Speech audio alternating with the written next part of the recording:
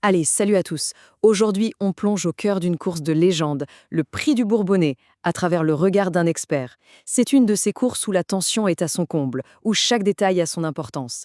Alors comment les spécialistes voient les choses se dérouler? C'est exactement ce qu'on va décortiquer ensemble.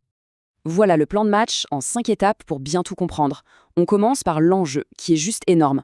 Puis on passe les chevaux au peigne fin, les favoris que personne ne peut ignorer, les outsiders qui ont les dents longues, et bien sûr les fameux tocards capables de tout faire basculer. Et on finira évidemment avec le pronostic complet. D'abord, plantons le décor. Imaginez, on est sur l'hippodrome mythique de Paris-Vincennes. L'ambiance est électrique. Et pour une bonne raison, ce n'est pas une course ordinaire, c'est une étape cruciale, une porte d'entrée vers la plus grande des légendes du trot. Et dans cette histoire, la distance, c'est un personnage à part entière. 2850 mètres. C'est le parcours classique de la grande piste. Autant dire que c'est un marathon qui va demander aux champions de puiser au plus profond d'eux-mêmes. Pas de place pour les amateurs ici. D'ailleurs, si ce parcours est si réputé, c'est grâce à cette fameuse grande piste. On l'appelle le juge de paix. Elle exige tout, de l'endurance, une sacrée dureté à l'effort, et surtout, il faut être capable d'avaler la montée sans craquer. Seuls les vrais cracks peuvent briller ici.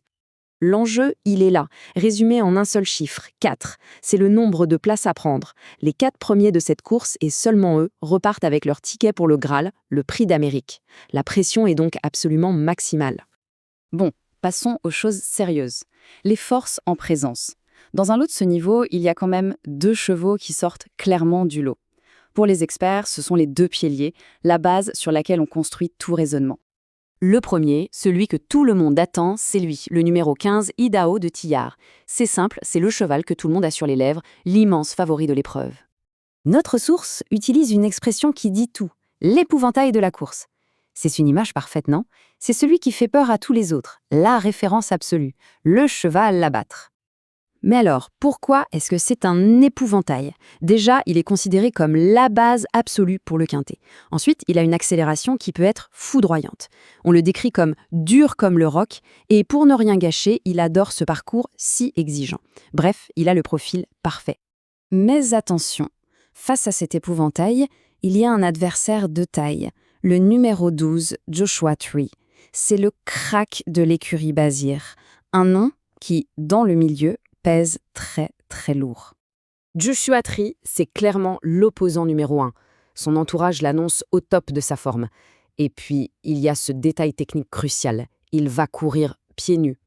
Pour les connaisseurs, c'est un signe qui ne trompe pas. On vise la victoire.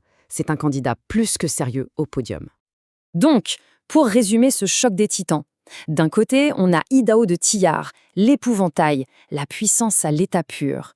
Et de l'autre, Joshua Tree, le challenger, qui compte sur sa forme étincelante et sa tactique. La base incontournable contre le prétendant logique au podium. C'est un véritable match dans le match. Bien sûr, une course, ce n'est jamais juste un duel. Derrière ce duo de tête, la bagarre pour les dernières places qualificatives va être terrible. On s'intéresse maintenant à ceux qui sont juste derrière, prêts à bondir, les outsiders. 3 noms sortent du lot. D'abord le MEF, Sandmotor, qu'on surnomme le dragon suédois, en vrai coup de poker. Ensuite le 14, Ampia Meds SM, la jument de fer, redoutable avec sa pointe de vitesse finale.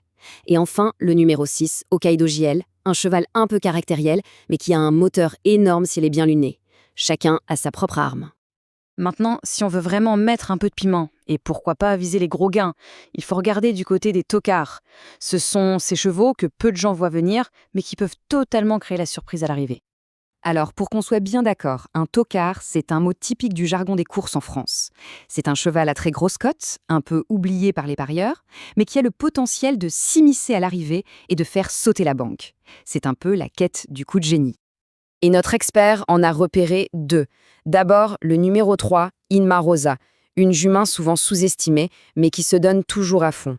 Elle est capable d'aller chercher une 4e ou une 5e place. Et puis le numéro 5, Gannet de Banville. C'est un pari plus osé, mais il revient bien et il pourrait parfaitement jouer les troubles fêtes. On y est. C'est le moment de vérité. Après avoir passé en revue toutes les forces en présence, des cracks jusqu'aux surprises potentielles, il est temps de rassembler toutes les pièces du puzzle. Voici le pronostic final de l'expert.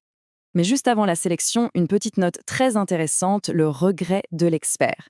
C'est le numéro 8, Go On Boy. C'est un super finisseur, mais son problème, c'est qu'il est souvent obligé d'attendre et de subir la course. C'est ce qui l'a écarté de justesse de la sélection finale. C'est une nuance qui montre bien la complexité du choix.